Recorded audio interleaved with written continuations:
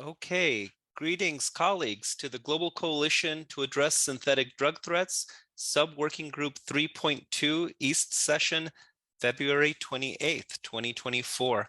My name is Brian Morales from the U.S. Department of State, and I have some announcements to get us started today. First, private sector engagement. The coalition will foster private sector partnerships at the national, regional, and international levels, targeting 6 industries over the coming months. They are chemical, shipping, consignment, social media, e-commerce, and banking. In the future, we will also be engaging 2 additional industries, pharmaceutical and artificial intelligence. We have a private sector engagement plan as well, which includes coalition governments establishing national dialogues with their private sector companies beginning this month. Additionally, we're looking for specialized working groups to be established. For social media, the United States established one on the 9th of February, which we call the Alliance to Prevent Drug Harms. We brought together social media companies from the US, Snap, Meta, and Discord to look at ways that we can protect public health and youth. Then INCB is going to be hosting a Tech Against Trafficking event, March 5 through 8 in Vienna. Additionally, we will be looking for private sector companies to share information through an exchange of experiences that we can post on our website, as well as recommendations that they could offer us as well, and achievements from April onward that we can also post. Now, at the discretion of the co-chairs, we will also be discussing the opportunity for private sector companies to join select sub-working groups and to present at future sessions. Now, I want to discuss the recommendations and the meeting coming up in March. Today, we have our final meeting of the second phase of the coalition on sharing best practices and models. We've received many requests for additional presentations from many governments, and we're going to be speaking with the co-chairs tomorrow. Actually, we have a meeting with the co-chairs to determine how best to incorporate those requests over the coming months. If you are interested in delivering a presentation, please reach out to us at the email address below on your screen, syntheticscoalition@state.gov. Now, co-chairs have received a draft list of recommendations to date. These have also been shared with all of you, participants of the coalition, via email in preparation for a meeting taking place on March 6th and 7th. On those dates, the recommendations will be discussed and finalized, and then they will be posted on our coalition website. So you're encouraged to share these recommendations within your governments in advance of the March 6 to 7 meetings, and you can email us with any ideas, comments, changes, or you can also discuss those on the day of the meeting. Now, governments are not required to implement all of the recommendations, although we hope that you do. Also, the recommendations are not meant to serve as an exhaustive list. You may have additional recommendations beyond the ones that are formally adopted. If you're not able to submit the recommendations in time for the meeting, you may continue to post those recommendations on the website through the interactive feature that we discussed last time. So how do recommendations work, and where's the coalition going from here? Recommendations are very broad. We are then going to be looking at concrete initiatives, and we've identified through international organizations over 120 of them that will begin implementation in April. Then between April and the August timeframe, we will be documenting achievements, which are short-term results or deliverables that we will get from these initiatives. But over the next few years, we will be looking at measurable outcomes. So how about an example?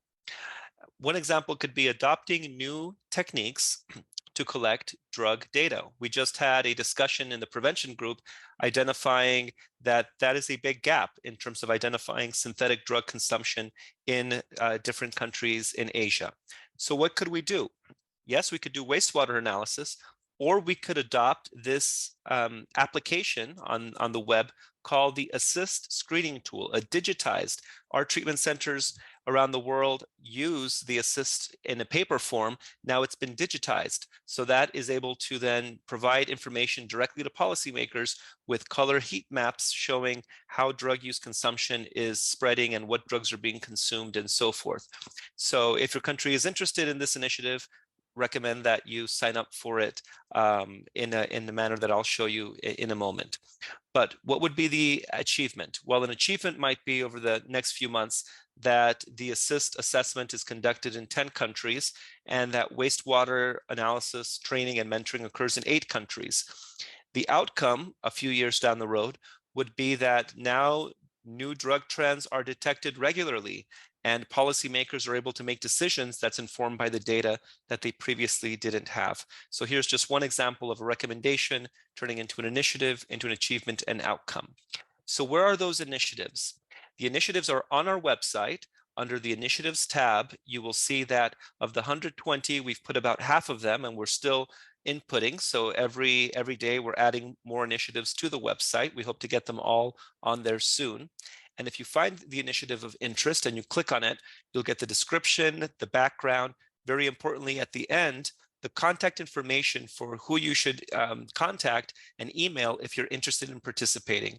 So the exercise that we are asking you to do is to go through the initiatives menu, identify which projects are of interest, and email those individuals directly so they can register your interest in these initiatives.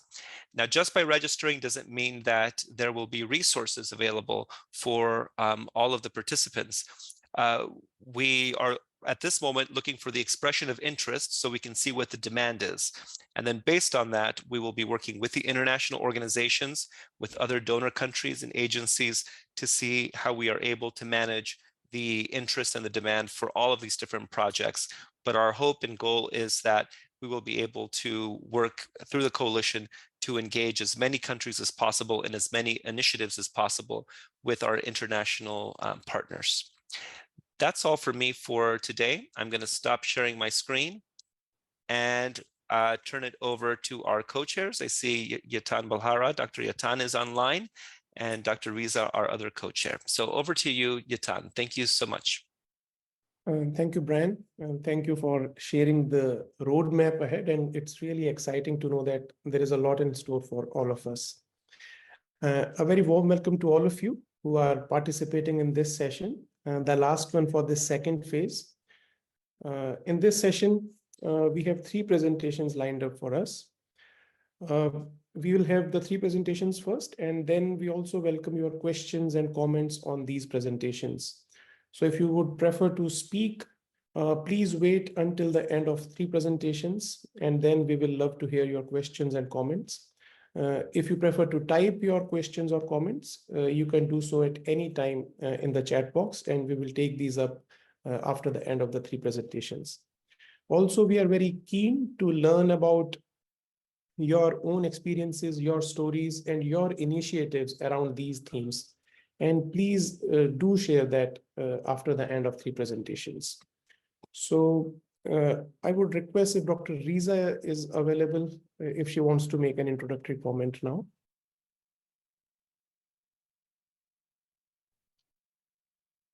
I actually don't see her online today. Okay. So let's start with the first presentation then. So the first presentation is being made by Global Coordinator Michael Botticelli.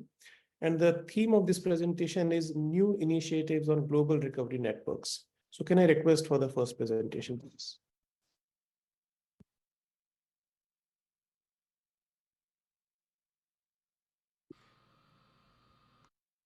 And my understanding that the first presentation is supposed to be live. This is what I have on my schedule.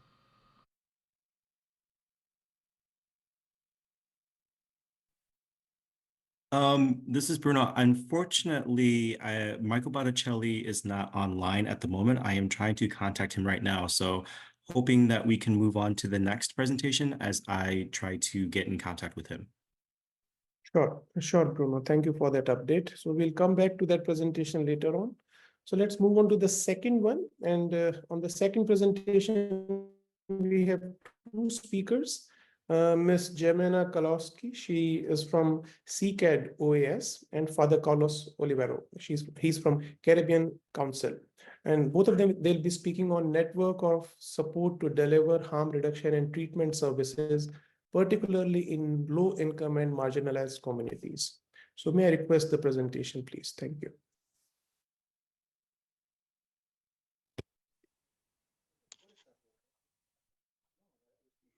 Muy buenos días, muy buenos días, muy buenas Good tardes. morning, good afternoon, wherever you may find yourselves. Thank you very much for inviting us to present on this program. My name is Jimena Kalawski. I am the chief of the Demand Reduction Unit at CICAD within OAS. What we'd like to share with you today is the work that we have carried out toward the curriculum in drug prevention, treatment, and recovery for faith-based organizations in Latin America and the Caribbean. It's something that we have realized over the years is that faith-based organizations are oftentimes the first line of defense. They are present in almost all of these countries, and oftentimes they are present where there are no other organizations, whether they be from the government or the health system. And so it's because of that that we have decided to adopt this strategic approach of working with faith-based organizations to give them the ability to understand more about drug use through training that we provide, and what the primary components of interventions would be, what is evidence-based. And so we've been able to work with the Catholic Church to develop this first curriculum. And through that curriculum, we have created a course that looks at three different areas where we address the Church's conception of human beings and their different dimensions. And we offer readily available tools that offer basic knowledge on evidence-based prevention, treatment, and how these can be implemented in schools through individual counseling at the church level, etc. And so that's how this curriculum was created, which was made jointly with the Catholic Church and also with experts, drawing from the UPC and the UTC.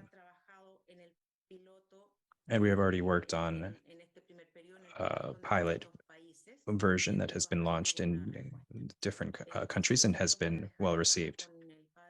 And so I will now give the floor to Father Charlie to talk about the implementation and the development of this first pilot, and talk about how this curriculum has been adapted to an online format, and then also talk about our work with the Catholic Church. Thank you, Jimena. My name is Father Charlie. I'm from Buenos Aires. And I would like to underline the point that Jimena made, which is that churches are an important source of guidance for people who are struggling with substance abuse. And so it's for this reason that the objectives of this course are first for Catholic communities to acquire the basic knowledge to properly receive people who may seek out help, and to be able to respond appropriately to these people. We would also like to, within the church,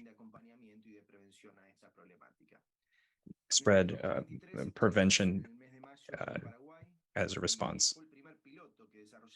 We launched our first pilot of this curriculum, and this generated a lot of enthusiasm within the community. The people who participated in it were very enthusiastic And so there was a group created within the Archdiocese of Asunción for prevention. And so there are biweekly meetings among people who are struggling the most in this situation, and the church is attempting to respond. In September, we were in Chile and we had a second in-person pilot.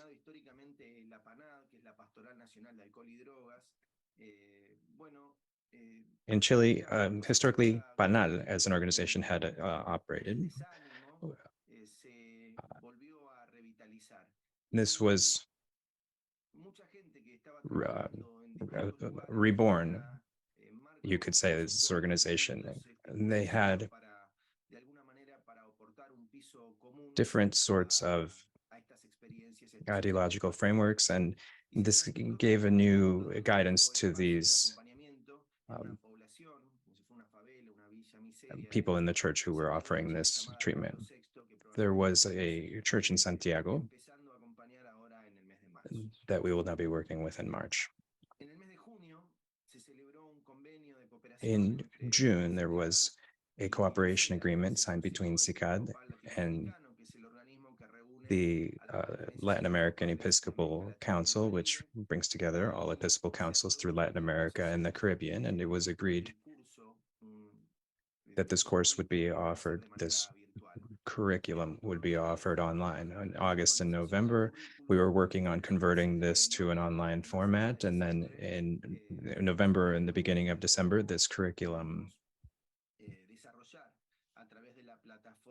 was delivered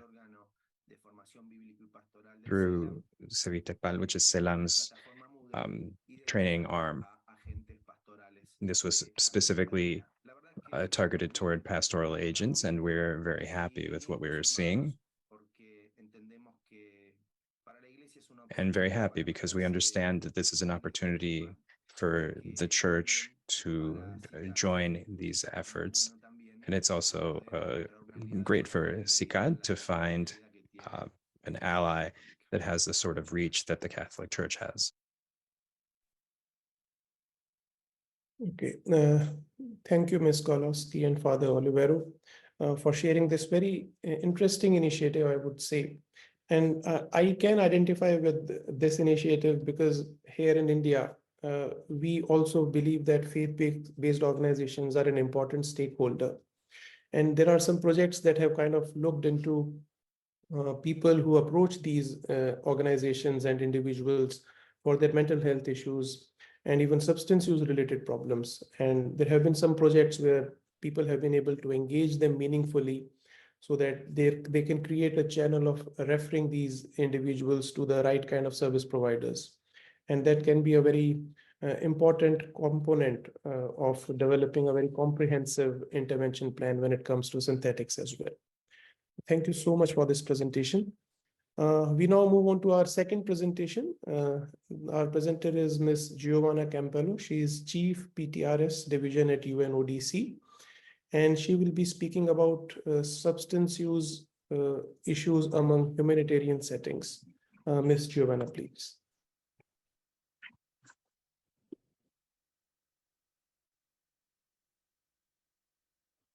Good morning, good afternoon, and good evening. Thank you for giving me the possibility to tell you a little bit about what the UNODC Prevention, Treatment, and Rehabilitation section does in addressing substance use disorder in humanitarian settings. Let me share quickly my slides with you.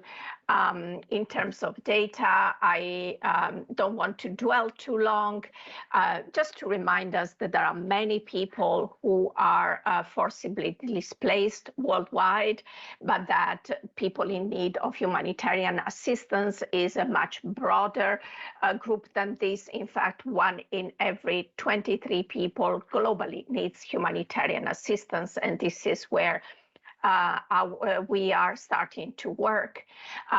We are following and adapted models of the protective and risk factors that make people vulnerable to starting to use substances and developing substance use disorder. And we have adapted it to the phases of displacement and where different factors can influence substance use disorder, and therefore different factors need to be addressed. In terms of substance use patterns among displaced populations, I would just like to note that patterns of substance use vary very widely, and there is relatively limited information that you can see on the slide. But what I would like to let you know is about the handbook that we are developing to document best practice and evidence-based and evidence-informed practice in addressing substance use and substance use disorder in humanitarian settings. For prevention, we are basing ourselves on our long experience in delivering family multi-level parenting and caregiver support for families living through challenging contexts. We have developed a tiered system that moves from very basic leaflets to trauma-informed interventions. And we have documented the effectiveness of this package in increasing the resilience of children and parents and families in numerous scientific articles that you can see on the slide. On treatment, we are basing ourselves on the standards for the treatment of drug use disorder that we have developed with the World Health Organization, but also on the guidelines on mental health care standards in emergency. And in general, it's always important to distinguish between the acute phase of displacement and the protracted phase. In the acute phase, it is important to focus on life-saving and basic psychosocial support, especially thinking about screening, a brief intervention, withdrawal management, continuation of medication, and the reduction of negative health and social consequences like take-home naloxone, and very basic psychosocial support. As the emergency is protracted, it's important to think about a continuum of adapted services and including people with substance use disorder in other support available, and as an essential component of general health social services for displaced populations, and not just as an afterthought. And together with our colleagues at UNHCR, WHO, and the members of the Interagency Standing Committees on Humanitarian Affairs, we are developing training materials for community health workers in humanitarian setting, precisely to make these guidelines a reality. I close here in the interest of time, and I remain at your disposal by email or on Twitter or in person during the meeting to respond to any questions you might have. Thank you, Ms. Giovanna. It's really very heartening to know that there are resources that have been specifically developed for humanitarian settings. The needs and the demands of these settings are unique, and they call for very specialized kind of interventions. And we have evidence-based interventions that have kind of shown that if these are offered to individuals who are in need of these services, they do benefit them significantly. So we now have completed 2 of our presentations, and at this point, may I request my co-chair, Dr. Amrita Devi, to kindly offer her comments and observations on these 2 presentations. Dr. Amrita, please. Thank you very much, Dr. Riyatan, and for the opportunity. Very good morning, good evening, good afternoon for everyone in the rest part of the world. It's currently 10:30 a.m. in Jakarta. The time difference is quite challenging itself. Well, the 2 earlier presentations have been quite challenging, involving. I agree very much with you, Dr. Yatan, how faith-based organization plays a very important role actually in balancing the situation in the community itself and to access the inaccessible population. Also, what Giovanna has mentioned is another challenge of its own. I understand that in Indonesia itself, it has been an attention, although not exposed, but lately it seems like mental health issues and substance use among these very closed population is emerging, and it's becoming a challenge of its own. What Giovanna especially mentioned is quite interesting, and we do hope the curriculum will be of benefit for all of us who is involved in the substance use prevention and treatment. Back to you, Yatan. Thank you so much. Yeah, I completely agree with you. I mean, these are the kind of interventions that we need, and we need to replicate these findings across different settings so that they can be implemented at a larger scale.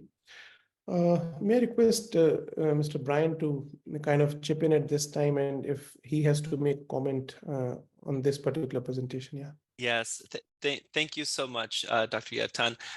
So we had a third presentation for today. Unfortunately, our speaker is unable to come, and we're unable to configure the video so quickly at the last minute, but we will post it on our website. The presenter was Michael Botticelli. He is our former drug commissioner appointed by President Obama, and a person in recovery who speaks very proudly about the journey that he's taken in his life. We have been working with Michael to build a global recovery network. And so that is a network to promote and to help define what the field of recovery is. We have found throughout the world, there are some countries that have very vibrant recovery networks in the post-treatment phase, but other countries where the definition is still not well understood.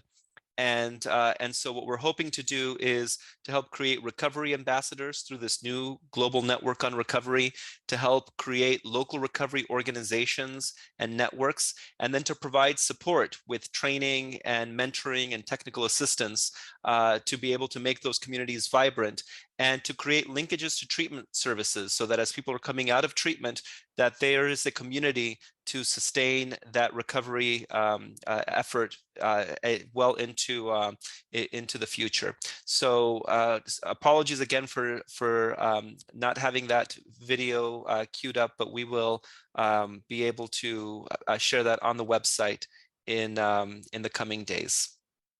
Back to you, Dr. Yatan. Thank you, Brian. Thank you for that update. And we really look forward to this presentation at our coalition website. So I think we now can have the floor open for comments, questions, and any experience sharing that you would like to have, any initiatives that you have taken on these themes and issues. And please feel free to kind of raise your hand so that we can ask you to comment. If you want to prefer to put your questions or comments in the chat box, please feel free to do so as well.